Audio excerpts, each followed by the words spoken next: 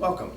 Today we're going to be discussing the technique twin kimono, its execution, some things that can go wrong with its execution, some things that you should know about its execution, and if things do go wrong, what you can do to compensate for them.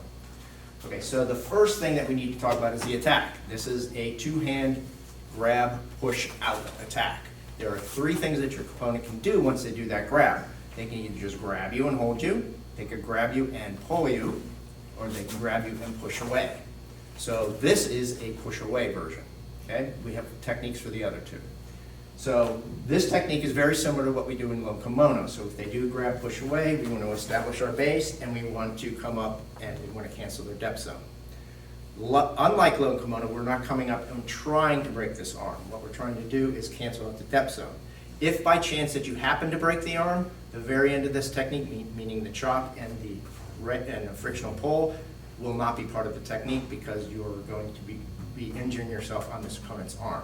But this technique, you really don't have to worry about it because all we're trying to do is cancel the depth zone, not trying to break the arm, but just keep that in mind. Okay, so what we want to do is as he pushes back, we're coming all the way across to pin their hands. Notice what I just did. I could just bring the hand across this way, or I could take the eye if I wanted to. The problem with taking the eye is they're going to do that.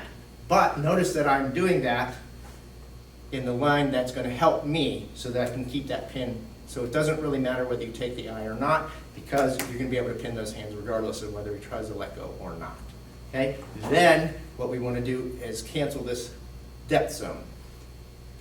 If you notice the way I did this, I'm coming up straight like this, unlike low kimono, which comes up and tries to do the break. You're just coming up on a horizontal to get that isolation. Also, if he continues to push, he's going to continue to push me back this way, which leads to the next motion. If I move up the circle slightly, notice how I've got him offline of doing the push, and that relieves that. But more importantly, it aligns me up for the right hand.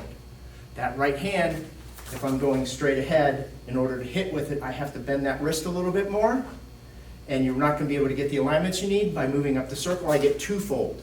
One is I don't have to bend my wrist anymore, so I get the correct alignments for this. And two is I get a slightly less distance between me and this opponent. So if I step this way, you notice I reached out just a half an inch more than if I'm up the circle here. And I'm relieving the pressure on that push. Okay? So keep in mind this is a major, it is not a pass-through strike. So you're not just doing this.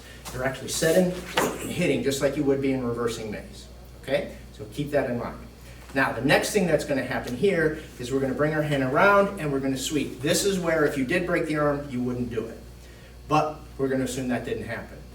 So, you may say to yourself, well, I'm coming all the way around here not doing anything. Why can I do that? Because it's way too much motion with nothing happening. Well, twofold. One, I just hit him. Two, I've got his hands pinned. So there's really nothing he can do about this. I can do whatever I really want to this opponent, and I don't have to worry about them doing anything because I have the hands pinned. But in this case, what we're going to do is we're just going to clear them off. We're basically doing gifted destruction, right? How we do gifted destruction, we do the pull on the elbow, we're doing something very similar to that. So what you want to do is you want to feel this frictional pull down into your left side, like that. See how he comes towards me? That's what I want to do. The problem that I'll run into is you'll see a lot of people do this, you're going to get a headbutt. Okay, so we want to make sure you go off to the side. And the next problem you'll see is people start to circle this. So they'll get this right, and then they'll circle back, and then you end up hitting them in the head. So what you want to do is reverse that line back up, which gives you a zone of obscurity, and it gives you a proper alignment of what you want to hit, potentially here or here. You don't want to be hitting up in here because it's really not going to be very effective and end up hurting yourself. Okay, so just walk through this one more time. Insert or not, it doesn't matter. Pin the hands. Settle into your strike, cancel the depth zone. Step up the circle to alleviate any push, and you get the proper alignment so that you get this major right into his chest. See how I'm forcing this way? That's what you want to get the effect of, which continues this cancel of the depth. Then I want to circle this around, off to my left down lower, and reverse that right up into the throat. And then potentially cross out to cover if you wish. Okay. One more time, slightly faster so that you can see it.